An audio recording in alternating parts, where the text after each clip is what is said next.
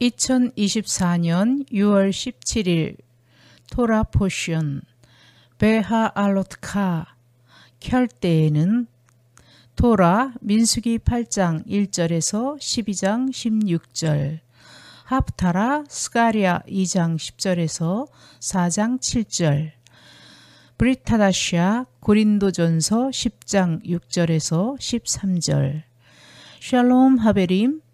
이번 주 민수기 8장부터는 드디어 이스라엘 백성이 가나안 땅으로 진군하기 시작합니다. 지나온 포션 중 바미드바르 광야에서를 통하여 이스라엘 진영 가운데에 성막이 있었음을 기억하시나요? 유대인들이 말하기를 이스라엘의 중심은 성전이다. 그 성전의 중심에는 법궤가 있고 법궤의 중심에는 십계명, 즉 말씀들이 있다라고 말합니다. 민수기 토라 포션의 전체적인 주제는 광야에서 사는 법으로 말씀대로 사는 삶을 살도록 가르치고 있습니다. 이번 주 주제의 단어는 민수기 8장 2절 베하알롯카로 등불을 켤 때에입니다. 잘 아시는 바와 같이 성막 안 성소에는 메노라라고 하는 7개의 가지 위에 7개의 등잔이 놓여 있는 금으로 두드려서 만든 순금 등잔대가 있습니다. 민수기 8장 2절 야훼께서 모세에게 말씀하셨다. 너는 아론에게 등불을 켤 때 등잔 7개가 등잔대 앞 맞은 쪽을 비추도록 놓으라 라고 일러라. 등잔 앞쪽에는 무엇이 있을까요? 예, 떡상이 있지요. 성소 안에는 다른 불빛이 없답니다. 오직 메노라 혹은 미노라라고도 불리는 등잔을 켜서 떡상을 비추라는 것입니다. 성소의 떡 12덩이는 7일마다 항상 새롭게 만들어서 진열하도록 하였습니다. 왜 그랬을까요? 떡, 빵은 양식입니다. 하나님 편에서 보면 이스라엘에게 주시는 양식이요, 말씀으로 주시는 영의 양식이 됩니다. 동시에 이스라엘 편에서는 그들이 하나님께 드리는 제물이기도 한 것이지요. 이스라엘 백성들의 수고와 정성으로 드린 곡물로 빚어서 드린 제물이요, 또한 예물이니 감사와 노고와 백성들의 인생 스토리가 담긴 그들의 삶이라고 할 수 있습니다. 야훼의 7 영께서 항상 이스라엘의 영육간의 상태를 지키시고 살피신다는 것입니다.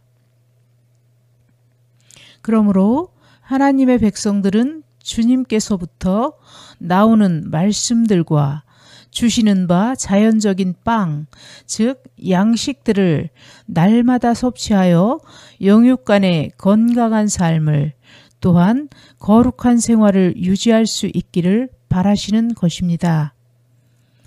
세상이 어두워도 아버지께서 주시는 생명 양식인 토라, 즉 말씀들은 빛이 되어 우리를 인도하시는 것입니다. 그래서 광야에서는 성막 중심의 삶을 살아야 하고, 성막 중심에는 법궤가 있고, 법궤는 곧 말씀 중심의 삶을 살아야 한다는 것임을 배울 수 있습니다. 하나님의 기적으로 낮에는 구름이, 밤에는 불기둥이 이스라엘 백성의 행군을 돕습니다. 민수기 11장에서는 원망과 탐욕으로 범죄하는 히브리 백성들을 보게 됩니다. 뜨거운 사막의 낮에는 구름으로 해를 가려주시고 추운 밤에는 불기둥으로 따뜻하게 몸을 덮여주시며 진군하던 도중에 이스라엘 백성은 악한 말로 주님을 원망합니다. 아마도 고단한 행군을 하는 군인들처럼 비속어, 속된 말로 소위 쌍욕이라는 걸 사용하며 하나님을 부른 것은 아닐까요? 고기를 먹고 싶다는 욕구에서부터 시작하여 투덜대기 시작합니다. 민수기 11장 4절에서 6절. 그들 가운데 섞여 살던 외국인들이 먹을 것이 없다고 불평을 하였다. 그러자 이스라엘 백성도 다시 우는 소리를 했다. 아, 고기 좀 먹어봤으면. 이집트에서는 공짜로 먹었던 생선, 오이, 참외, 부추, 파, 마늘이 눈앞에 선한데 지금 우리는 먹을 것이 없어 죽는구나. 보기만 해도 지긋지긋한 이 만나밖에 없다니. 히브리어로 아난, 투덜대다, 야시아프, 더하여진 민족, 아와, 탐욕, 바라다, 타아와, 욕망, 바사르, 고기입니다. 히브리 백성들과 함께했던 잡족들, 즉 더하여진 민족들이 고기를 먹고 싶다는 욕망으로 투덜댔다는 말입니다. 주님께서도 화가 나셨는지 불을 떨어뜨려 진지의 변두리를 살라 버리셨습니다. 구름은 낮에 행군해야 하니 거두어 가시진 않은 모양입니다. 이후 만나만을 먹으며 광야를 행군하는 백성들로부터 원망과 질책이 모세에게로 쏟아집니다. 하나님께도 욕하는 백성이 인간인 모세에게는 오죽했을까요? 어딜 가나 중간 관리직이 가장 힘든 듯합니다. 너무 힘이 든 모세는 결국 하나님께 자신을 죽여달라고, 이 고단한 업무에서 해방시켜달라고 간청을 합니다. 건빵만 먹고 하루 종일 행군하는 군인과 그런 그들을 이끌고 온갖 욕을 먹는 부대장을 보는 듯합니다.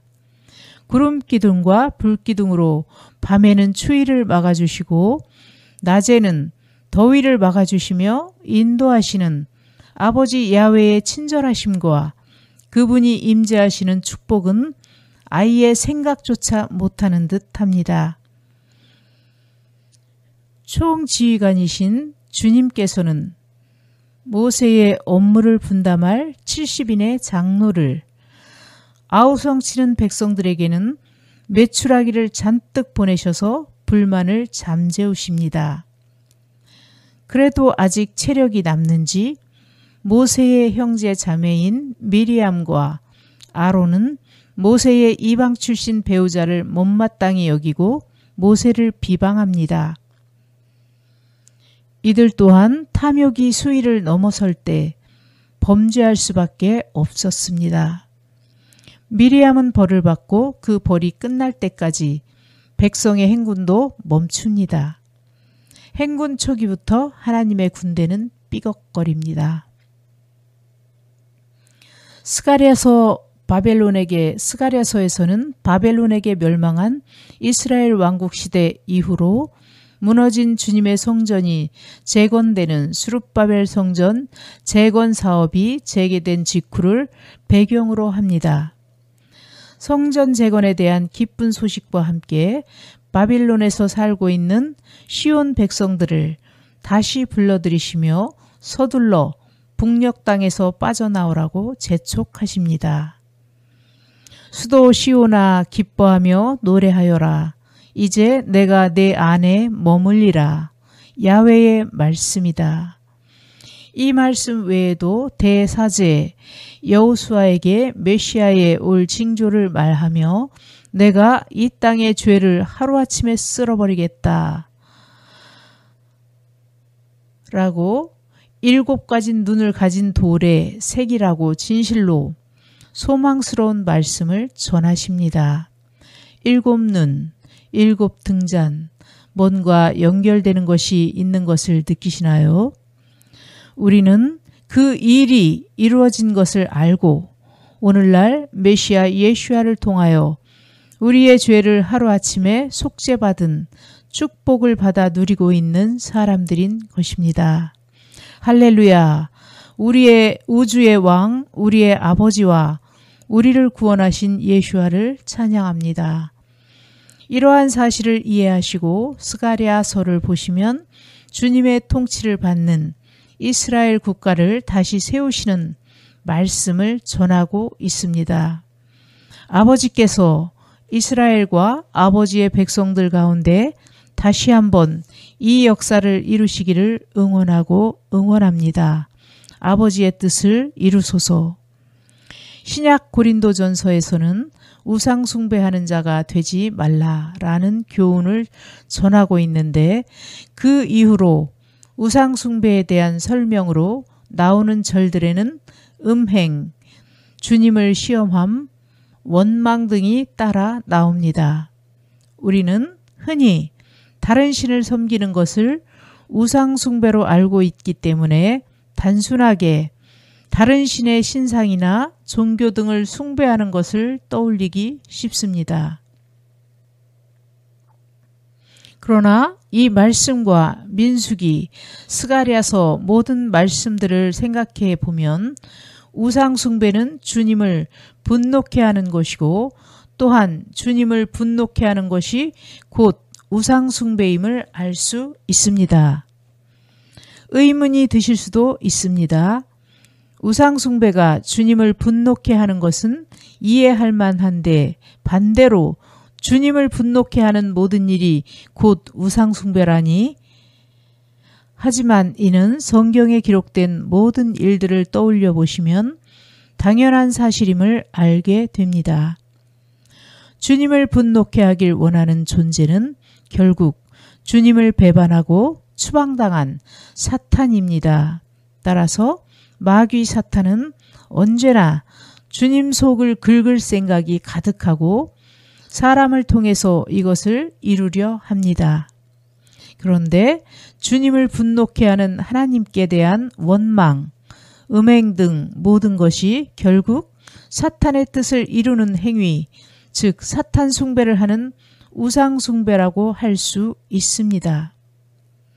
또한 말씀에서 알 수 있듯이 주님께서는 우리와 같은 감정을 가지신 살아계신 인격 신이십니다.